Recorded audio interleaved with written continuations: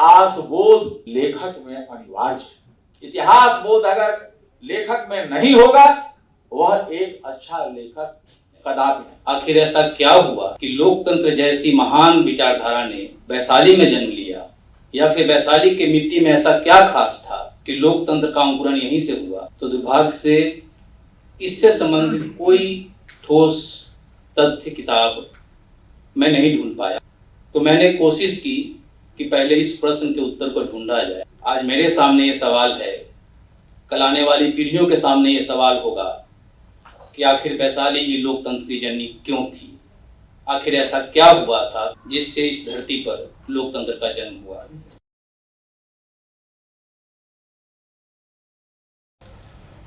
प्रभात जी का एक नॉवेल इसके पहले भी प्रकाशित हुआ है और उसकी विषय वस्तु अलग थी। और प्रभात जी के रूप में मैंने एक ऐसे युवा रचनाकार को जाना है जो अपनी रचनाओं के लिए बहुत ज़्यादा मेहनत करते हैं। और मेहनत का अर्थ सिर्फ ये नहीं है कि तथ्य जुटाना और उसके बारे में लिखना, अपने ही लिखे हुए को बार बार परिमार्जित करना और जो लोग उनसे वाकिफ़ हैं या उनके लेखन से वाकिफ़ हैं, जिन्होंने उनके कविता संग्रह को पढ़ा है प्रश्नकाल को, वे महसूस करेंगे कि हमारे समय के जो सबसे ज़रूरी और बड़े सवाल हैं प्रभात जी उसको अपनी रचनाओं से एड्रेस करने की कोशिश प्रायः करते हैं। वैशाली नामा भी ऐसी ही एक कृति है। बेशक इसके लिए उन्होंने जो पृष्ठभूमि चुनी है वो ऐतिहासिक वैशाली से भी पीछे जा कर के पुराणों में वैशाली का जो जिक्र है वहाँ से कथा का आधार लिया है। लेकिन उसमें जिस प्रश्न से वो मुखातिब होते हैं, लोकतंत्र का जन्म कैसे हुआ। हम लोग जानते हैं, बार बार ये बात कही जाती है कि वैशाली गणतंत्र की आदि भूमि है। गणतंत्र सबसे पहले वैशाली में आया। कैसे आया उसकी कई कहानियाँ हैं। उसमें से एक सबसे पुरानी कहानी को आधार बना करके प्रभात जी ने यह उपन्यास लिखा है। मैं सबसे पहले प्रभात जी को ही आमंत्रित करता हूँ कि वो आएँ और अपने लेखन के बारे में, इस किताब के बारे में कुछ बताएं। इससे पहले हम लोग किताब की मुँह दिखाई कराते हैं। लोकार्पण हो जाए फिर प्रभात जी बोलें।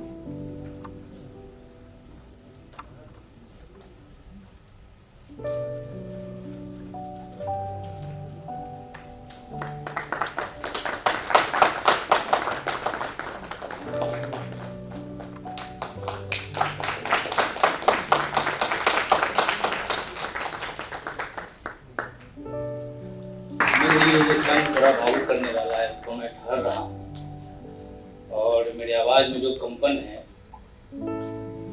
यह सिर्फ भावुकता की वजह से नहीं है। यह कहानी भले ही 3500 साल पहले की है, लेकिन मैंने अपने जीवन में जो देखा है, जिया है और समझा है, मैंने कोशिश की है कि जो चीज़ें मुझे सबसे ज़्यादा असर करती रही हैं, जिन चीज़ों पे कहने के लिए कई बार जगह का चुनाव करना पड़ता है, भले ही मुझे न करना पड़ता हो, लेकिन इस देश की बड़ी आबादी को करना पड़ता है। जिन बातों को कहने के लिए अगल और बगल में देखना पड़ता है, मैंने कोशिश की है किसी ऐतिहासिक कहानी के जरिए मैं उस बात को कहूँ, और इसलिए भी कहूँ कि इसके बाद ये बात आगे बढ़े। वैशाली नामा के बारे में कुछ भी कहने के पहले मैं कुछ अपने संबंध में कुछ तथ्य इसको स्वीकार करना उचित समझूंगा। मैं इतिहास का छात्र नहीं हूँ। इतिहास से मेरा राब्ता कुछ अन्य वजहों से रहा है। रोज एक नई उपलब्धि, ऊंचाई की घोषणा करती सभ्यता और उससे जुड़े प्रश्न, इन सब के प्रति मैं हमेशा संदेह का नजरिया रखता हूँ। और जब प्रतिदिन एक नई विकृति, एक नई विसंगति और एक नया विध्वंस हमारे सामने आता है, तो मुझे लगता है कि मेरा संदेह सही था। और ऐसी परिस्थिति में जब मेरे पास कोई विकल्प नहीं बचता है तो मैं इतिहास के पन्ने पलटने लगता हूँ। मैं जानता हूँ ये सीधी रेखा नहीं है, लेकिन इसकी वक्रता से ज्यादा महत्वपूर्ण मेरे लिए वे प्रश्न है जो मुझे परेशान कर रहे होते हैं। वैशाली नामा ऐसी ही एक प्रक्रिया, ऐसी ही किसी प्रक्रिया के मत का प्राप्त है। मैं जानता हूँ इस किताब के बाद भी सैकड़ों सवाल अनुत्तरित हैं, लेकिन मेरे लिए यह यात्रा महत्वपूर्ण है। मेरा जन्म वैशाली में हुआ। स्वाभाविक रूप से वैशाली के प्रति एक गौरव का भाव रहा है। जब भी वैशाली शब्द सुना, वैशाली के बारे में एक तथ्य मेरे सामने हमेशा स्पष्ट होते रहा, लोग कहते रहे और मैं पढ़ते रहा कि वैशाली लोकतंत्र की जननी है। जब भी मैंने कोशिश की कि लोकतंत्र की जननी क्यों है, आखिर ऐसा क्या हुआ कि लोकतंत्र जैसी महान विचारधारा ने वैशाली में जन्म लिया, या फिर वैशाली के मिट्टी में ऐसा क्या खास था कि लोकतंत्र का अंकुरण यहीं से हुआ, तो दुर्भाग्य से इससे संबंधित कोई ठोस तथ्य किताब मैं नहीं ढूंढ पाया, अभी तक तो नहीं ढूंढ पाया हूं। तो मैंने कोशिश की कि पहले इस प्रश्न के उत्तर को ढूंढा जाए। आज मेरे सामने ये सवाल है, कल आने वाली पीढ़ियों के सामने ये सवाल होगा कि आखिर वैशाली ही लोकतंत्र की जननी क्यों थी, आखिर ऐसा क्या हुआ था, कौन से वे पात्र थे, कौन सी वो परिस्थितियां थी जिससे इस धरती पर लोकतंत्र का जन्म हुआ। मैंने ये कोशिश की है उस कहानी को ढूंढने की। उस लेखन प्रक्रिया के बारे में फिर कभी बात अगर होगी तो मैं बताऊंगा, लेकिन मैं यहाँ पूरी कृतज्ञता के साथ आचार्य चतुर्सेन को स्मरण करना उचित समझता हूँ, क्योंकि वैशाली जिस खोह में छुप गई थी उसके बारे में बताऊंगा। उसका भले ही वो वैशाली के नगर बधू के द्वारा उन्होंने, मैं जो कहानी कह रहा हूँ उसके लगभग 700-800 साल बाद की कहानी को कही, लेकिन उस कहानी के द्वारा उन्होंने वैशाली के पहचान को पुनर्स्थापित करने में मदद की है। वैशाली का इतिहास बड़ा विचित्र रहा है। लोकतंत्र की जननी, भगवान महावीर की जन्मभूमि, गौतम बुद्ध की कर्मभूमि होते हुए भी आश्चर्यजनक रूप से मध्यकालीन युग में वैशाली पूरे इतिहास के पन्नों से विलुप्त हो जाती है और यह मात्र एक पसाड़ गांव नाम बन के रह जाती है। ऐसा दुनिया के किसी भी ऐतिहासिक स्थान के बारे में आप नहीं कह सकते हैं। आप रोम की बात करें या जहाँ के भी, यहाँ तक कि हड़प्पा को हम लोगों ने खोद डाला, निकाल लिया, और जब निकाल लिया तो वो विलुप्त नहीं होने वाली है। वैशाली लगभग पूरे मध्यकालीन युग में विलुप्त रही और उसके नाम को पुनर्स्थापित करने में, बसाड़ को वैशाली पुनः बनाने में यूरोपीय पुरातत्ववेत्ताओं का बहुत बड़ा हाथ है। 1780 में G.H. बर्लो नाम के एक अंग्रेज पुरातत्ववेत्ता ने वैशाली की खोज को प्रारंभ किया। उसके बाद कई सारे पुरातत्ववेत्ता आते रहे, वैशाली की खोज होती रही और लगभग इस यात्रा में 150 साल बीत गए। अंततः 1921 में स्मिथ नाम के एक पुरातत्ववेत्ता वैशाली नाम से एक शोध प्रकाशित करते हैं, encyclopedia in religion and ethics में। वहां इस बात को स्थापित करते हैं कि बसाड़ ही वैशाली है, और तब से वैशाली का नाम पुनः स्थापित हो गया और आज हम लोग जिस वैशाली को जान रहे हैं वो उसके बाद का परिणाम है। आजकल एक चलन जोरों पर है कि मनमाफिक ढंग से अतीत के पन्नों को पलट दो। मनमाफिक ढंग से जो सवाल तुमको असहज करती है उसके लिए अतीत का कोई पन्ना निकाल लाओ, अतीत का कोई तथ्य ले आओ। यह झूठ के लिए भी होता है, यह गुनाहों को छुपाने के लिए भी होता है, यह कुतर्क करने के लिए भी होता है। अतीत के पन्ने पर लगने आवश्यक है, लेकिन यह इतना संवेदनशील विषय है, यह जानना जरूरी है कि अतीत के पन्नों को क्यों ढूंढा जा रहा है, इसके पीछे मकसद क्या है। और पन्नों के चयन में भी सावधानी बरतनी चाहिए। मैंने जिन पन्नों को चुना है उसके श्वेत और श्याम पक्ष किसी भी तरह अपराधी नहीं बनेंगे, ऐसा मुझे विश्वास है। मुझे विश्वास है कि ये पन्ने हमारा मार्गदर्शन करेंगे। आज यह दुनिया जिस दौर से गुजर रही है, जो वक्त हम देख रहे हैं, और एक बार की जो एक गर्म बयार हर तरफ बह रही है, चाहे अनचाहे हमारा आश्रय और हमारी आशा लोकतांत्रिक मूल्यों पर जाकर टिकती है। हम चाहते हैं कि हमें वहां सहारा मिले। मैं जानता हूं एक हताश सरलीकरण है, लेकिन इसके सिवा मुझे अभी कोई विकल्प नहीं दिखता। और ऐसे समय में वैशाली जो लोकतंत्र की जननी रही है, उसका अध्ययन प्रासंगिक हो जाता है। वैशाली की कहानी मेरी समझ से सिर्फ इसलिए महत्वपूर्ण नहीं है कि वैशाली की इस कहानी के द्वारा, वैशाली नामा की इस कहानी के द्वारा हमारा साक्षात्कार उन पात्रों से होता है जिन पात्रों के द्वारा लोकतंत्र के पहले अंकुरण की रूपरेखा रखी गई। यह इसलिए भी महत्वपूर्ण है कि यह कहानी हमारा साक्षात्कार उन चित्रों से कराती है जिसे इन सालों में, सैकड़ों सालों में, हजारों सालों में खूबसूरत पैबंद से ढक दिया गया है। यह हमारा साक्षात्कार, यह हमारा परिचय उन तथ्यों से कराती है, उन चेहरों से कराती है जिसके रुदन, जिसके दर्द को तरह तरह से ढकने का प्रयास किया गया है। यह बतलाती है कि 3500-4000 साल पहले अंतिम व्यक्ति के लिए जो स्थान सुरक्षित शेष किया गया था, आज तमाम आडंबरों, घोषणाओं, संविधानों के बावजूद पर्दे के पीछे लगभग वही स्थान शेष रखा गया है। यह हमारा साक्षात्कार उस व्यक्ति से कराता है, उस आदमी से कराता है जिसे दरवाजे के अंदर घुसने की अनुमति नहीं थी, गांव में जाने की अनुमति नहीं थी, नगर में प्रवेश करने की अनुमति नहीं थी।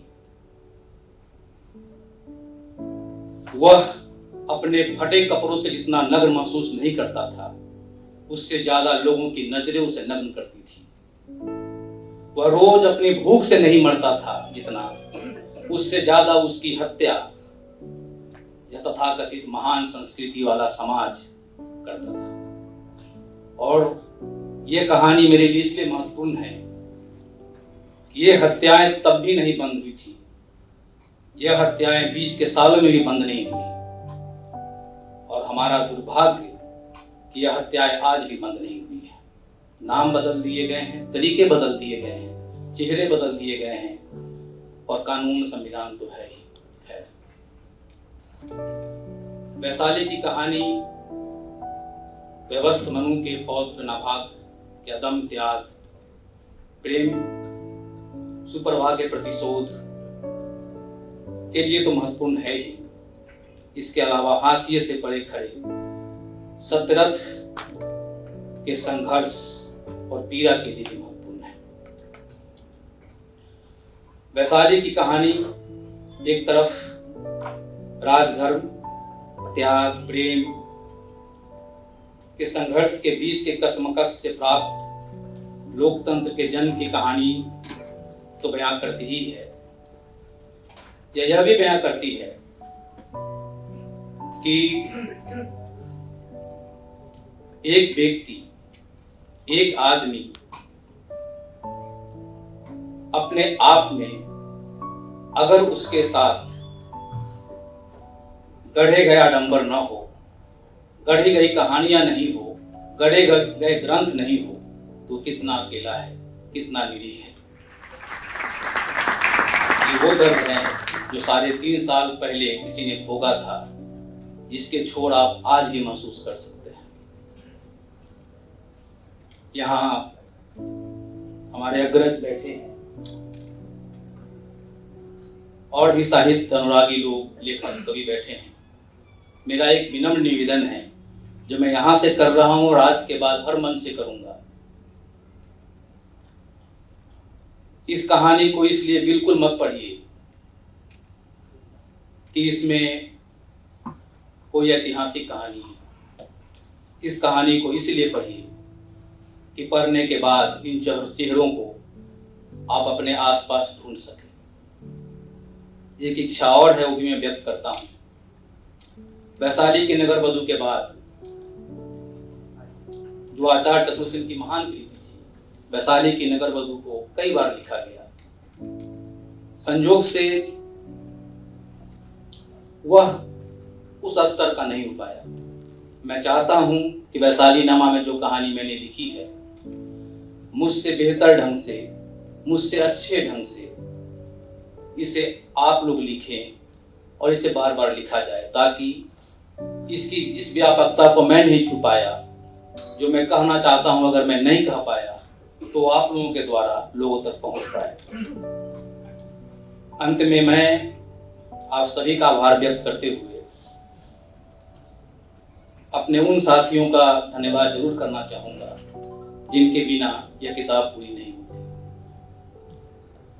मेरे कुछ साथी जो मेरे पहले पाठक रहे, पहले समीक्षक रहे, पहले आलोचक रहे, और जिन्होंने अपना बहुत सारा समय, ऊर्जा निस्वार्थ भाव से इस किताब पर और मुझ पर खर्च किया है और आज भी कर रहे हैं।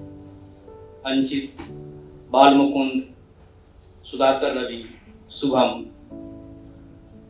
अगर मैं कहूं कि मैं इनके प्रति कृतज्ञ हूं तो ये शायद उनका अपमान होगा, लेकिन इनका प्रेम मेरे लिए मेरा संबल है।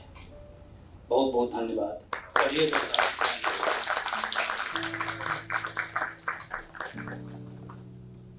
बहुत धन्यवाद प्रभात जी। प्रभात जी ने बहुत महत्वपूर्ण बातें कही है। जब मैं वैशाली नामा को देख रहा था तो यह बात बिल्कुल सही है कि इसका एक सिरा इतिहास से जुड़ता है और ऐतिहासिक जगह से जुड़ता है। लेकिन मुझे यह देख करके बहुत अच्छा लगा कि इतिहास हमारे यहाँ अक्सर अच्छे या बुरे कारणों से कुछ ज़्यादा ही चर्चा में रहता है। इतिहास को हम किस लिए जानना चाहते हैं या इतिहास में हमें किस लिए जाना चाहिए। बहुत सारे लोग इसके लिए इतिहास में जाते हैं और जा रहे हैं कि वो आदमी के धड़ पे हाथी का सिर जोड़ सकते हैं। प्रभात जी इसके लिए इतिहास में नहीं गए। प्रभात जी ने इतिहास के उस दौर में वो चीजें देखी, वो समय उठाया है। आप सोचिए कि जिस समय गौतम बुद्ध जैसा महान आदमी, मानवीय इतिहास के सबसे बड़े लोगों में से एक जिस समय इस धरती पर मौजूद थे, उनके दौर में भी बहुत सारी समस्याएं थी। एक बड़ी समस्या असमानता की थी। बुद्ध के रहते और बुद्ध से पहले, मतलब भगवानों के रहते भी उन्हीं के गांव घर में, उन्हीं के समाज में, उन्हीं के राज्य में ऐसे लोग भी थे जिन पर अगर किसी की नजर पड़ जाती तो उसकी हत्या भी हो सकती थी, क्योंकि जिसने उन्हें देखा वो उनके देखने से अपवित्र हो जाता था। ये समस्या इतनी पुरानी है और दुर्भाग्य से आज भी जब हम लोग वैशाली नामा पर चर्चा कर रहे हैं तो एक बहुत जघन्य घटना पटना के बहुत पास में अभी हुई है। ये खुसरोपुर में एक अपमान की घटना। तो प्रभात जी ने इतिहास का प्रसंग लेकर के, वहां का आधार लेकर के ऐसी असमानता के खिलाफ एक कृति रची है, लोगों का ध्यान खींचा है कि इतिहास को हम वर्तमान में किस लिए जानना चाहते हैं, किस लिए जानना चाहिए। और कहानी तो इसमें है ही, बहुत रोचक कहानी है। जिन लोगों को हिंदी साहित्यकारों से या लेखकों से यह शिकायत होगी कि आजकल जो लोग लिखते हैं उसमें पठनीयता की कमी रहती है, प्रभात जी ने इस शिकायत को काफी दूर किया है। मैं विकास कुमार झा जी को आमंत्रित करता हूं कि वो आए और प्रभात जी की स्थिति के बारे में।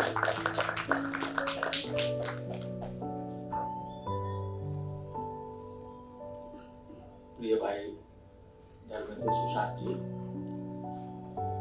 सभागार में मौजूद हमारे अनेक मित्रगण, हमारे युवा साथियों, युवा लेखकों जो भविष्य के लेखक हैं, वीरेंद्र किलकारी की ओर से इतना सारा काम कर रहे हैं। बहुत अच्छा लगा उन बच्चों को सुन करके और बहुत आशा जगी। आप सबको संबोधन और प्रेम और प्रभात जी को बहुत बहुत शुभकामनाएं और आशीर्वाद। कल ये किताब मुझको मिली पढ़ने के लिए।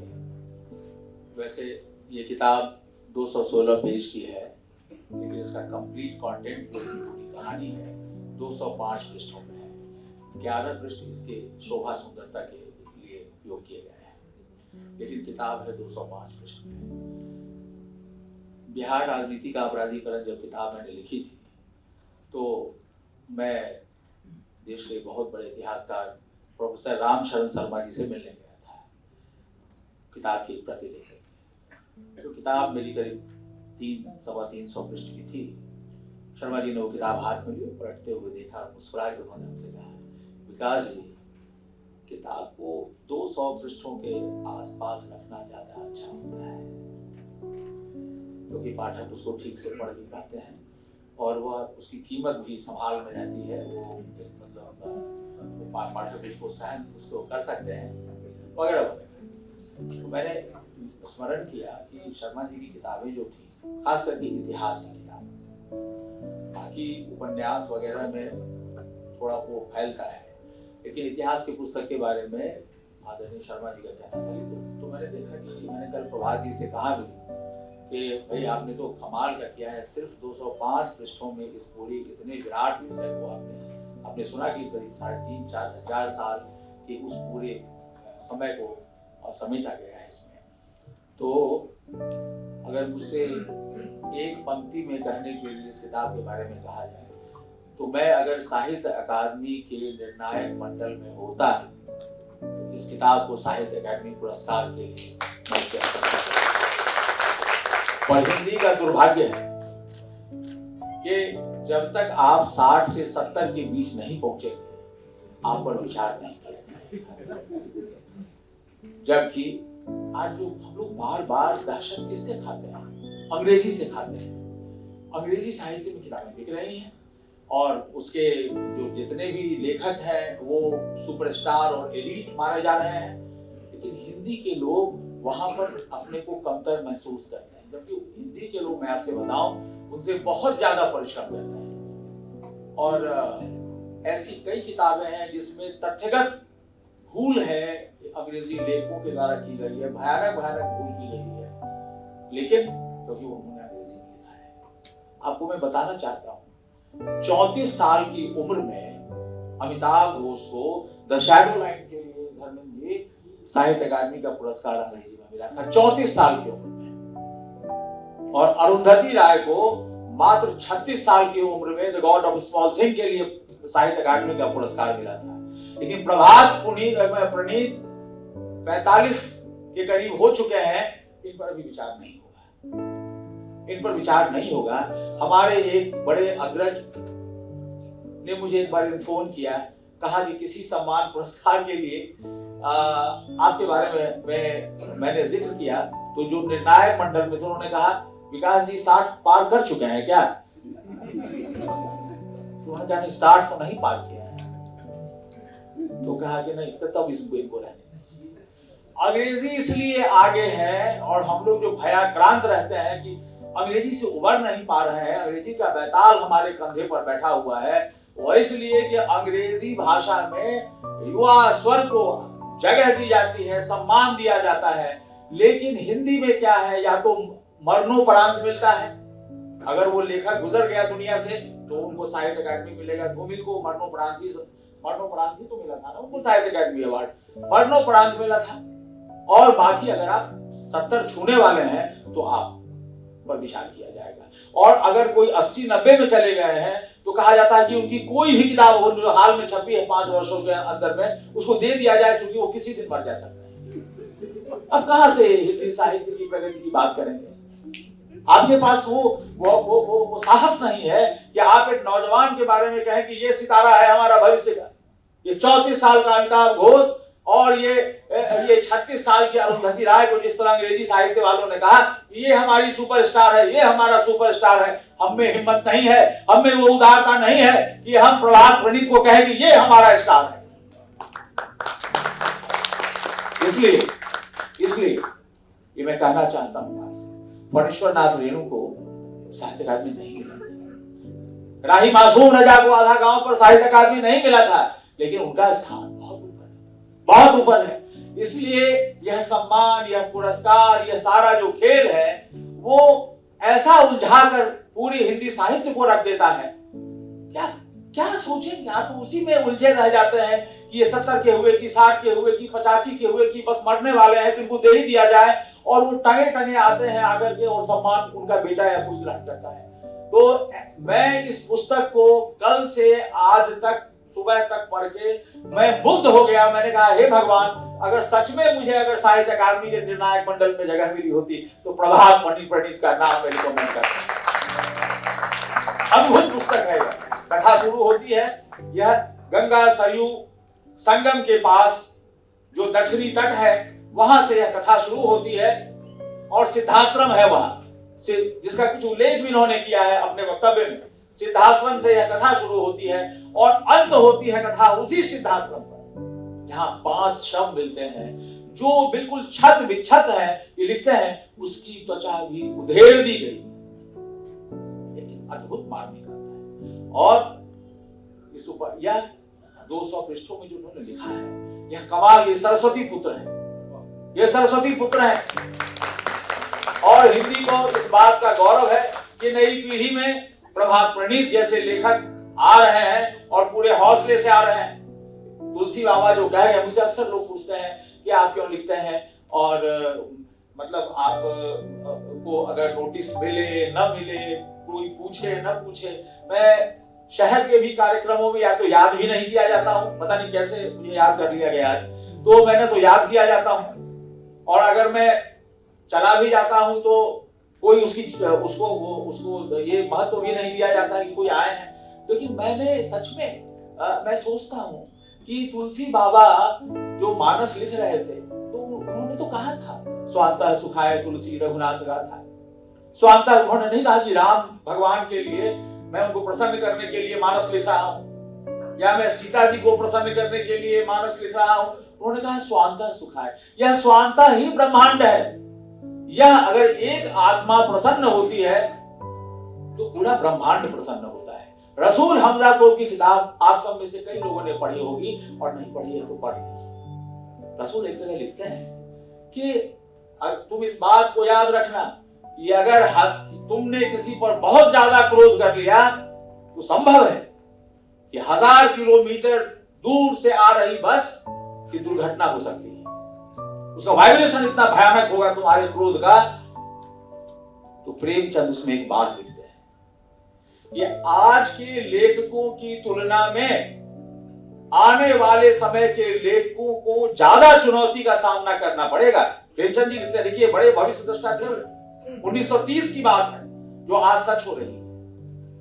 कहते हैं कि आने वाले समय के लेखकों के लिए वह ज्यादा बड़ी चुनौती होगी, क्योंकि हम कल्पना को सच बताकर लिखते हैं, लेकिन आने वाले समय के लेखकों को सच को कल्पना बताकर लिखना होगा। हमें चिंता तो इस बात की करनी चाहिए जो 30 में प्रेमचंद जी कर गए थे कि हमारा भविष्य का लेखक कैसा होगा। अगर लेखक में दम होगा, वह लेखक अच्छा होगा, तो आप पाठक संभाल नहीं पाइएगा, इतने पाठक मिलेंगे आपको। आप पाठक की चिंता करते हैं, पाठक तो तैयार बैठा हुआ। तो इतिहास बोध लेखक में अनिवार्य है। इतिहास बोध अगर लेखक में नहीं होगा, वह एक अच्छा लेखक कदापि नहीं होगा। इसलिए हम अपने इतिहास को जाने, हम अपने अतीत को जाने। हम जाने कि हम इतना भी अगर न जाने कि मेरी 5वीं पीढ़ी में कौन थे, मेरी 6ठी पीढ़ी में कौन थे, यहां तक जब इल्म नहीं है तो हम क्या देश का इतिहास जानेंगे। इसलिए प्रभात जी जैसे लेखक जो उस इतिहास बोध के प्रति नई पीढ़ी को सजग कर रहे हैं। दूसरी बात कि एक कंजर्वेटिव कंसेप्ट है, आचार्य चतुर्सेन की बड़ी चर्चा इन्होंने की और बहुत अच्छी चर्चा है। सबसे पहले एक बहुत जबरदस्त स्थापना की थी राष्ट्रीय फलक पर साहित्य में आचार्य चतुर्सेन ने वैशाली की। तो ये हमारा कहना है कि इस तरह के जो हमारे वरिष्ठ लेखक जन गुजरे दौर में हुए हैं, आने वाले को तो मैं कहता हूं कि वो अभी से लिखे, लेकिन जो गुजर चुके हैं उनके संग्रह भी हम लोग उसमें से छांट के 24 पृष्ठ की इलस्ट्रेशन से वाली हिंदी की किताबें लाए। तो मैं ये कहना चाहता हूं कि हिंदी कहाँ मुश्किल है, हम तो ग्लोबल है, आज नहीं जमाने से हम दुनिया में फैल रहे हैं और हम कह रहे हैं कि हिंदी को पाठक कहाँ मिलेगा। मेरी एक कोशिश है, मेरा एक बहुत एक मेरी क्या कहें एक कामना, मेरी इच्छा, मेरा संकल्प है कि ये जो एक कंजर्वेटिव कंसेप्ट है कि विकास आए तो बिहार पर लिखेंगे, धर्मेंद्र सुशांत छपरा के हैं तो छपरा पर लिखेंगे। अरे भाई ये क्या मतलब, जब सिटी और जॉय बाहर से आके डोमिनिक लैपेट लिख सकते हैं तो विकास है कर्नाटक पर क्यों नहीं लिखेंगे, गोवा पर क्यों नहीं लिखेंगे। तो मैं कहता हूं कि हिंदी लेखकों को भारत के विभिन्न कोने पर भी जाकर लिखना चाहिए, शोध करना चाहिए। डोमिनिक लैपेट कलकत्ता की जिंदगी की और वहां रहने वाले गरीबों के ऊपर जो जितनी मार्मिकता से उन्होंने लिखा है, क्या कोई भारतीय लेखक लिखेगा। अब घुसिए तो उसकी आत्मा में। तो एक आखिरी बात कह के मैं अपनी बात खत्म करता हूं कि लेखक की भूमिका क्या है। तो एक शेर है, कोई जगह हो न हो बना लेंगे जगह अपने लिए, कोई जगह हो न हो बना लेंगे जगह अपने लिए, मुझको मालूम है हुनर दिल में उतर जाने का, मुझको मालूम है हुनर दिल में उतर जाने का। मैं प्रभात प्रणीत को बहुत आशीर्वाद देता हूं, यह भविष्य का बहुत बड़ा सितारा है प्रभात। भले प्रभात को साहित्य अकादमी ज्ञानपीठ मिले ना मिले, लेकिन यह इस सभा में मैं चाहता हूं कि उससे उच्च कोटि का सम्मान मैं प्रभात प्रणीत को अपनी छोटी हैसियत में मैं मुहैया करता हूं, आप लोगों की अनुमति से। ये जो पाठक संसद है इसकी अनुमति से बहुत बहुत धन्यवाद। जय हिंद, जय बिहार।